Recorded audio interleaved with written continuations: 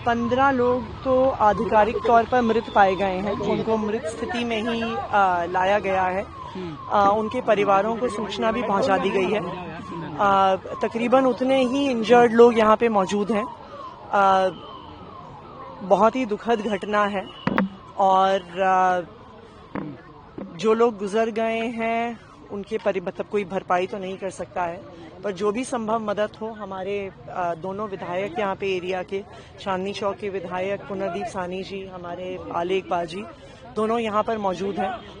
हमने हॉस्पिटल के प्रशासन को भी कहा है कि जो कुछ भी मदद चाहिए हो वो तो सारी देखरेख कर ही रहे हैं, पर परिवारों को अगर कुछ भी मदद चाहिए हो तो हमारे दोनों विधायक यहाँ पे मौजूद रहेंगे। अगर किसी परिवार को अंतिम संस्कार करने के लिए मदद चाहिए हो, किसी भी परिवार के सदस्य को रीच आउट करना हो, उन्हें लाना हो, ले जाना हो, खाने पीने की कोई भी व्यवस्था करनी हो, 2 लोगों को छोड़ के सबकी पहचान हो गई है। कितनी महिला कितने बच्चे हैं? कितने महिला वो इन्फॉर्मेशन आपको हॉस्पिटल प्रोवाइड कर देगा।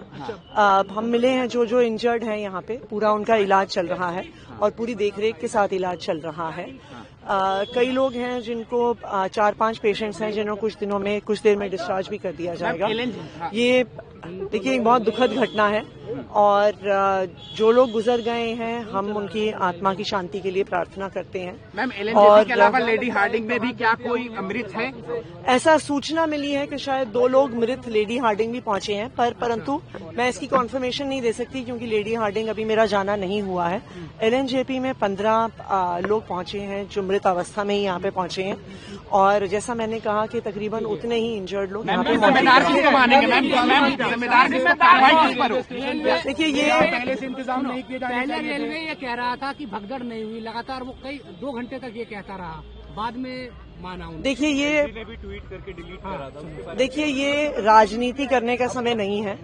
अभी तो हम सबकी जिम्मेदारी बनती है, चाहे दिल्ली सरकार हो, केंद्र सरकार हो, चाहे पुलिस की व्यवस्था हो, चाहे एलजी साहब हो, चाहे हमारे पार्टी के विधायक हो।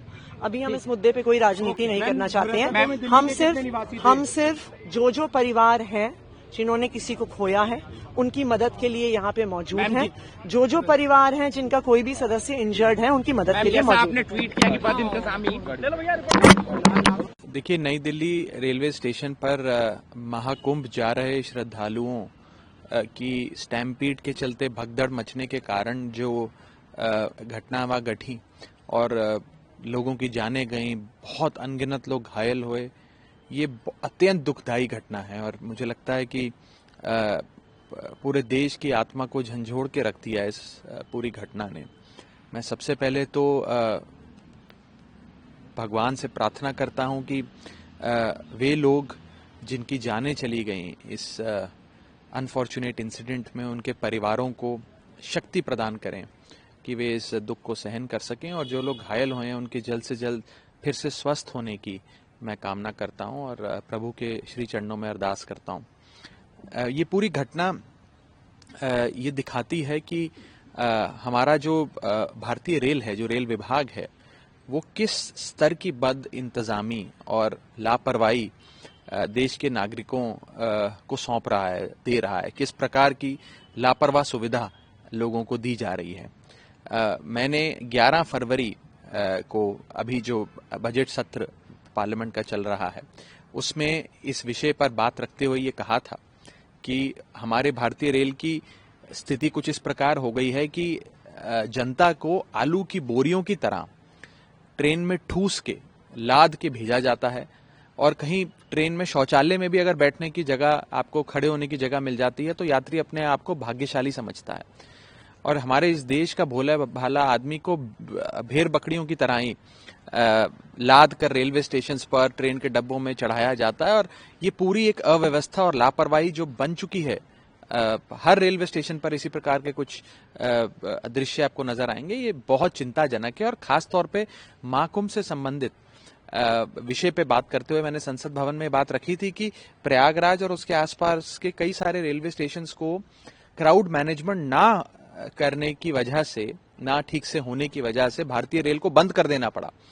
तो अगर महाकुंभ जैसे महापर्व पर भी हमारी रेल व्यवस्था की ये स्थिति रहेगी, इस प्रकार के हालात रहेंगे, तो कैसे कोई यात्री अपने आप को सुरक्षित महसूस कर सकता है यार। बड़ी बात यह है कि इस पर क्या एक्शन लिया जाएगा। जैसे हम देखते हैं कि पिछले सीएजी की रिपोर्ट बताती है कि न जाने अनगिनत रेल एक्सीडेंट्स देश भर में देखने को मिलते हैं। औसतन हर महीने एक नई रेल दुर्घटना की खबर देशवासियों को मिलती है।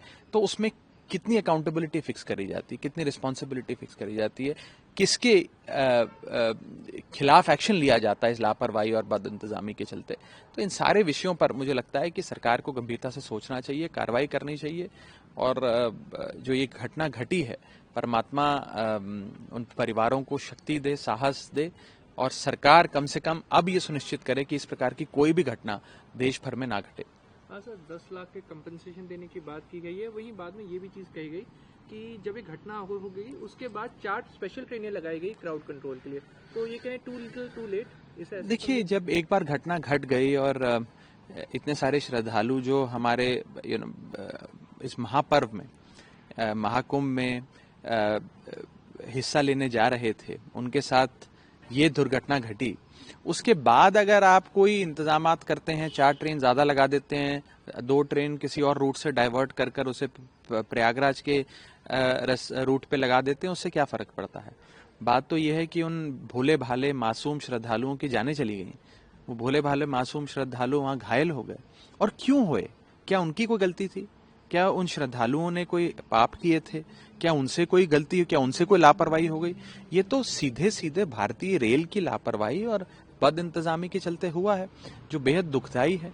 और जैसा कि मैंने कहा कि मैंने 11 फरवरी को इस विषय को संसद भवन के भीतर अपने बजट जो सत्र चल रहा था उसमें एक भाषण देते समय इसको रेखांकित भी किया था कि भारतीय रेल की जो अव्यवस्था है उस पर सरकार का ध्यान आकर्षित किया जाए, सरकार उस पर फोकस करते हुए अपने जो व्यवस्था उसमें सुधार करे। इस प्रकार की लापरवाही चलती रहेगी तो न जाने और कितने मासूम लोगों की जानें जा सकती हैं इसी प्रकार के इंसिडेंट्स के चलते।